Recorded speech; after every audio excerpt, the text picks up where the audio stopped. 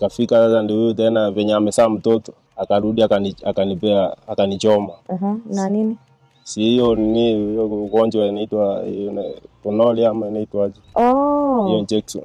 Sasa zingine ataenda kwanza tena lale nje akuja asubuhi kama ni mlevi amevuta bangi. Ilikuwa inabidi nitafute simu mbiombe nipigie mama mwingine wa kwa anazanga kutoka hapa mpaka pale kwa duka 96 akuja anisaidie. Kuna siku alinipata kama sina nguo kwa mama. Joshua alikuwa amefanya aje? Anikugonga, amechukua kitu chaja kwanza anikonga. Anachukua kitu chaja? Anakugonga nayo. So amevuta bangi. Nilikuwa na mchapa juu ya hiyo kutembea nje, nilikuwa nafanya na mchapa. Sasa nikimkanya asikiangi. Ilibidi kwanza sasa nimpige.